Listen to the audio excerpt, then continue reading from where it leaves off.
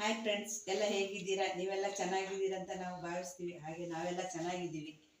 ನಾವಿವತ್ತೊಂದು ಹಲಸಿನ ಗುಜ್ಜೆ ಇದು ಸೊಳ್ಳೆ ಹಾಕೋದನ್ನ ಮಾಡ್ತಾ ಇದ್ದೀವಿ. ಈ ಥರ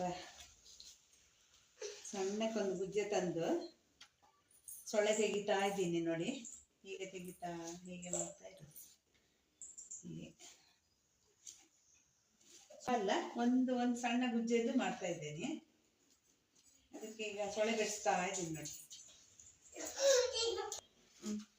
ಮಳೆಗಾಲದಲ್ಲಿ ತುಂಬ ಮಳೆ ಬರುವಾಗ ಒಂದು ಸ್ವಲ್ಪ ಪಲ್ಯಕ್ಕೆ ಏನಾದರೂ ಬೇಕನ್ಸಿದ್ರೆ, ತರಕಾರಿ ಎಲ್ಲ ಇಲ್ಲ ಅಂದರೆ ಇದನ್ನು ಉಪ್ಪಿ ಹಾಕಿಟ್ಟಿದ್ದು ಉಪ್ಪು ಸೊಳ್ಳೆ ಅಂತ ಹೇಳೋದು ಕನ್ನಡದಲ್ಲಿ. ತುಳುವಲ್ಲಿ ಪಚ್ಚಿರ ಅಂತ ಹೇಳೋದು, ಪಚ್ಚಿರ ಪಾಡುನ ಅಂತ ಹೇಳೋದು. ಉಪ್ಪು ಸೊಳ್ಳೆ ಹಾಕೋದು. ಈ ಥರ ಸೊಳ್ಳೆ ಮಾಡಿಟ್ಟಿದ್ದೀನಿ ನೋಡಿ. ಈ ಥರ ಹೇಗೆ ಬೇಕಾದರೂ ಹೆಚ್ಚಿಡ್ಬೋದು ನೀವೆಲ್ಲ. ನಾವೆಲ್ಲ ಹೀಗೆ ಉದ್ದ ಹೆಚ್ಚಿಡೋದು. ತುಂಬ ಚೆನ್ನಾಗಿದೆ.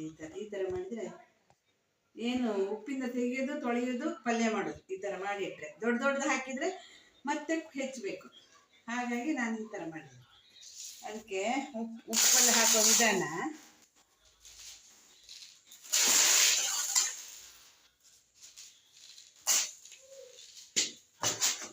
ತಳದಲ್ಲಿ ಸ್ವಲ್ಪ ಉಪ್ಪು ನೋಡಿ, ತಳದಲ್ಲಿ ಸ್ವಲ್ಪ ಉಪ್ಪು, ಮತ್ತು ಸ್ವಲ್ಪ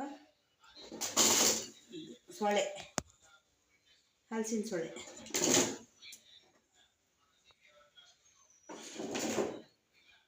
ಅಲ್ಲಿ ಹೀಗೆ ಹೀಗೆ ಹೀಗೆ ಅರೆ ಮಾಡಿ ಹಾಕ್ಬೋದು.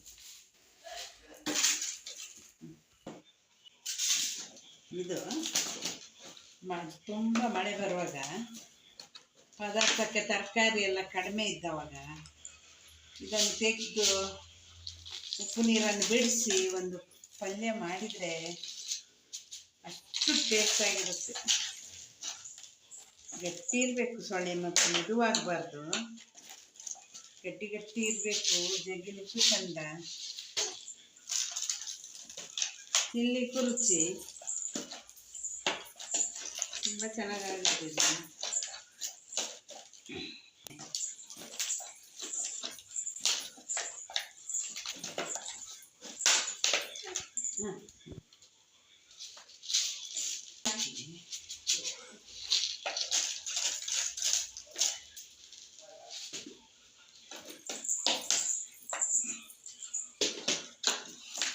ನನ್ನ ಮೊಮ್ಮಗಳು ನೋಡಿ ಹೆಂಗೆ ಓಡಾಡ್ತಿದ್ದಾಳೆ ಅದನ್ನೆಲ್ಲ ತಕ್ಕೊಳಕ್ಕೆ.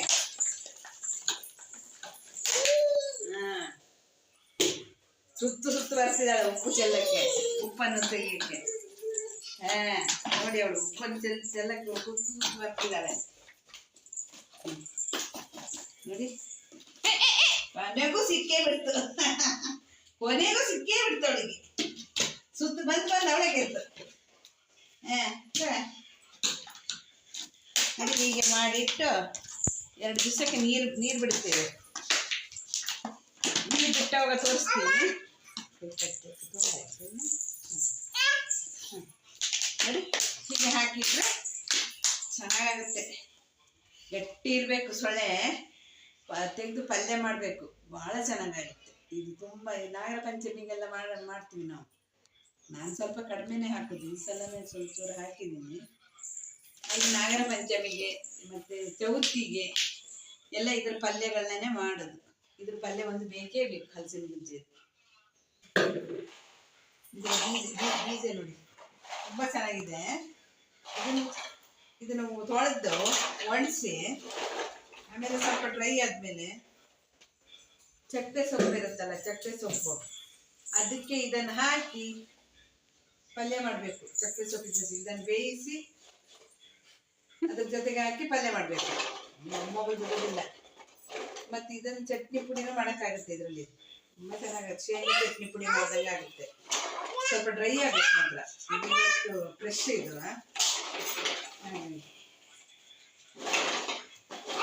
ಈ ಥರ ಇದೆ ನೋಡಿ, ಬಿಡಬೇಕಂತ. ಹಲಸಿನ ಸೊಳ್ಳೆನ ಉಪ್ಪಿಗೆ ಹಾಕಿಟ್ಟಿದ್ದು ನೋಡಿ, ಹೇಗಿದೆ ನೋಡಿ. ತುಂಬ ಚೆನ್ನಾಗಿ ಬಂದಿದೆ ನೋಡಿ. ಈ ಥರ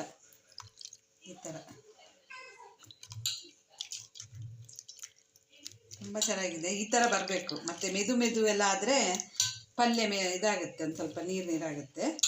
ಇದು ಈ ಥರ ಇರಬೇಕು, ಗಟ್ಟಿಯಾಗಿ. ನೋಡಿ ಉಪ್ಪು ಹಾಕಿ 10 ದಿವಸ ಆಗಿದೆ. ಇವತ್ತು ತೆಗೆದು ಪಲ್ಯ ಮಾಡ್ತಾ ಇದ್ದೀವಿ.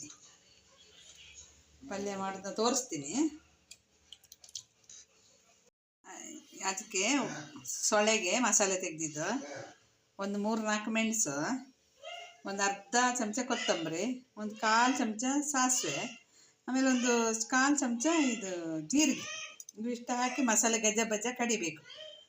ಗಜ್ಜ ಕಡಿದು ಗಟ್ಟಿ ಮಸಾಲೆ ತೆಗೆದಿಟ್ಕೋಬೇಕು. ಮಾಡುವಾಗ ತೋರಿಸ್ತೀನಿ. ಈಗ ಒಗ್ಗರಣೆಗೆ ಅದಕ್ಕೆ ಪಲ್ಯಕ್ಕೆ ಒಂದು 2 ಒಂಚೂರು ಎಣ್ಣೆ ಜಾಸ್ತಿ, 2 ಚಮಚ ಎಣ್ಣೆ, ಒಂಚೂರು ಸಾಸಿವೆ ಕಾಯ್ತಾ ಇದೆ ನೋಡಿ.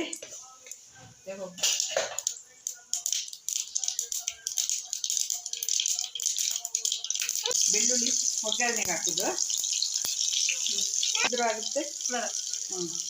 ಇವಾಗ 2 ಹಸಿಮೆಣಸು ಹಾಕಿದ್ರೂ ಆಗುತ್ತೆ, ಹಾಕಿದ್ರೆ ಪರವಾಗಿಲ್ಲ. ಹಾಕ್ಬೇಕಂತ ಏನಿಲ್ಲ, ನಮ್ಗೆ ಬೇಕಂತ ಹಾಕಿದ್ದೀನಿ. ಈಗ ನೀರುಳ್ಳಿ ಬೇಕು. ಎಡೆ ಹಾಕಿದ್ದೀನಿ, ನೀರುಳ್ಳಿ. ಇದಕ್ಕೆ ಉಪ್ಪು ಒಂಚೂರು ನೀರುಳ್ಳಿ ಬೇಯಲಿಕ್ಕೆ ಮಾತ್ರ, ಮತ್ತೇನು ಉಪ್ಪು ಹಾಕಲಿಕ್ಕಿಲ್ಲ. ಅಂದರೆ ಸೊಳೆಯಲ್ಲಿ ಉಪ್ಪಿರುತ್ತೆ ಅದರಲ್ಲಿ. ನೀರುಳ್ಳಿ ಬೇಯಿಸ ಎಲ್ಲ. ಈಗ ಒಂದು ಸಣ್ಣದೊಂದು ಟೊಮೊಟೊ,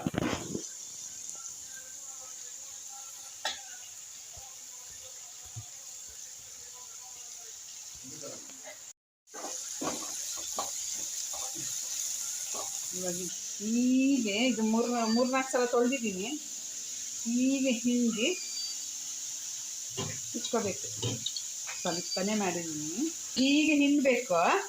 2-3 ಸಲ ತೊಳೆದಿಟ್ಟಿದ್ದೀನಿ, ಉಪ್ಪು ಇರುತ್ತೆ ಅಂತೇಳಿ. ಈಗ ಚೆನ್ನಾಗಿದೆ. ಇದು ಹೀಗೆ ಹಿಂಡಿ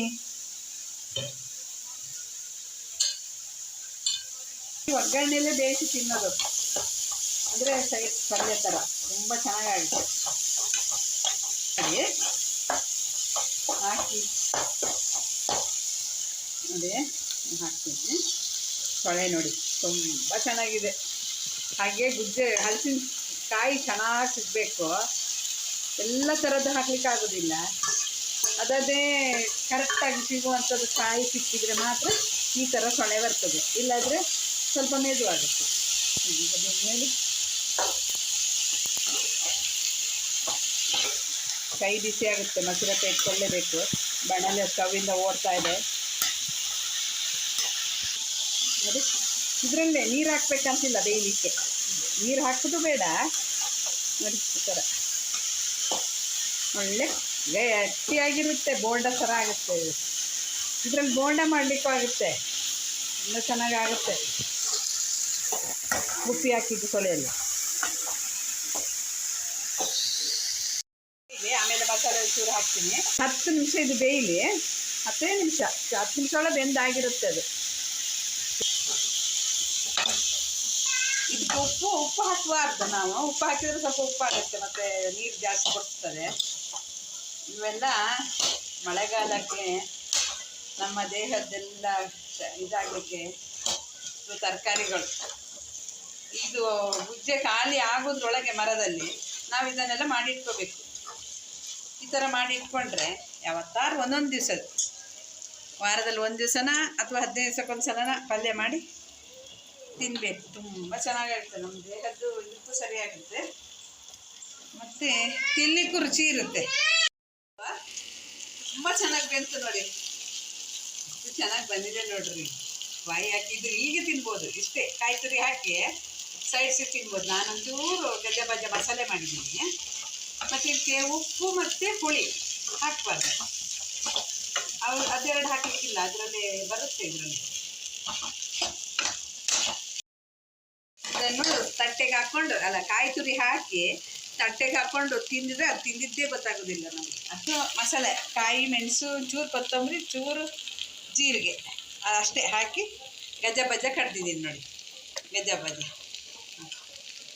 ನೋಡಿ ಈ ಥರ ಮಸಾಲೆ ಬೇಕಾದರೆ ಕಾಲು ತೊಳೆದು ನೀರು ಹಾಕ್ಬೋದು. ಸೌಂಡ್ ಇರುತ್ತೆ. ಈಗ ಇದನ್ನು ತಿರ್ಸ್ಬೇಕು. ಒಂದು ಚಮಚ ಎಣ್ಣೆ ಜಾಸ್ತಿ ಬೇಕಾಗುತ್ತೆ, ಮತ್ತೇನು ಇದಕ್ಕೆ ಜಾಸ್ತಿ ಏನು ಹಾಕ್ಲಿಕ್ಕಿಲ್ಲ. ಮಸಾಲೆನೂ ಜಾಸ್ತಿ ಹಾಕ್ಬಾರ್ದು. ಈ ಥರನೂ ಮಾಡ್ಬೋದು. ಫಸ್ಟಿಗೆ ನಾನು ಬೇಯುವಾಗ ತೋರಿಸಿದ್ದು ನೋಡಿ, ಆ ಥರನೂ ತಿನ್ಬೋದು. ಭಾಳ ರುಚಿ ಇರುತ್ತೆ ರೀ. ಭಾಳ ರುಚಿ ಇರುತ್ತೆ, ಭಾಳ ಚೆನ್ನಾಗಿರುತ್ತೆ. ಉಪ್ಪು ನೋಡಿಕೊಂಡು ಏನಾದರೂ ಇಲ್ಲ, ಉಪ್ಪು ಕರೆಕ್ಟ್ ಇದೆ. ನಾನು ಸೊಳ್ಳೆ ಹಾಕುವಾಗಲೇ ಕರೆಕ್ಟಾಗಿ ಉಪ್ಪು ಹಾಕಿಬಿಡ್ತೀನ, ಆಮೇಲೆ ಉಪ್ಪು ಹಾಕ್ಲಿಕ್ಕಿಲ್ಲ. ನಾನು ಮಿಕ್ಸಿ ತೊಳೆದ ನೀರು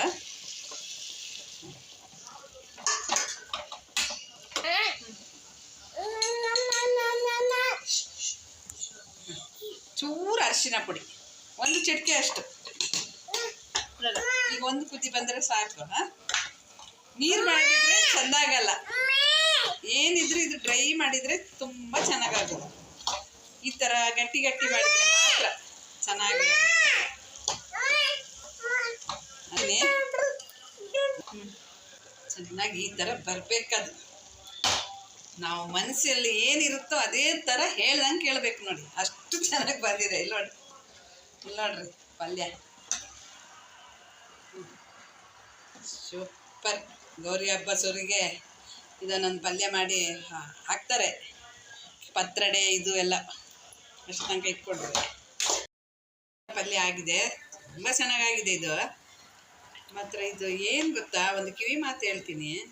ಗುಜ್ಜೆ ಇದು ತಿಂದರೆ ಮಧ್ಯ ಮಳೆಗಾಲದಲ್ಲೆಲ್ಲ ಸ್ವಲ್ಪ ಹೊಟ್ಟೆ ಆರೋಗ್ಯ ಎಲ್ಲ ಇದು ಸ್ವಲ್ಪ ಇದಾದರೆ ಇದು ತಿಂದರೆ ಮಾರನೇ ದಿವಸಕ್ಕೆ ಹೊಟ್ಟೆ ಎಲ್ಲ ಕ್ಲಿಯರಾಗಿ ತುಂಬ ಇದಾಗುತ್ತೆ, ಹೊಟ್ಟೆ ಲೂಸ್ ಆಗಿರುತ್ತೆ, ಎಲ್ಲದೂ ಇರುತ್ತೆ. ಹಾಗಾಗಿ ಸೊಳ್ಳೆ ಮತ್ತು ಗುಜ್ಜೆಯನ್ನು ವರ್ಷದಲ್ಲಿ ಆಗುವಾಗಲಾದರೂ ಚೆನ್ನಾಗಿ ತಿನ್ನಬೇಕು. ಹಣ್ಣನ್ನು ಕಡುಬು ಮಾಡಬೇಕು, ಕಾಯಿನ ಈ ಥರ ಮಾಡಿ ಉಪ್ಪು ಸೊಳ್ಳೆ ಹಾಕಿ ಈ ಥರ ಪಲ್ಯ ಮಾಡಿ ತಿನ್ನಬೇಕು. ತುಂಬ ಚೆನ್ನಾಗಿರುತ್ತೆ. ಬಂದಿದೆ, ನಾನು ಮಾಡ್ದವಳೆ ಹೋಗ್ಬಿಡ್ತಾ ಇದ್ದೀನಿ. ತಿನ್ನುವಾಗಂತೂ ಇನ್ನೂ ಚೆನ್ನಾಗಿರುತ್ತೆ. ಎಲ್ಲ ನೋಡಿದ್ರಲ್ಲ, ಹೀಗೆ ನೀವು ಮಾಡಿ ನೋಡಿ. ಗುಜ್ಜೆನ ತಂದು ಉಪ್ಪಿಗೆ ಹಾಕಿ ಒಂದು 10 ದಿವಸದ ಮೇಲೆ ಪಲ್ಯ ಮಾಡಿ.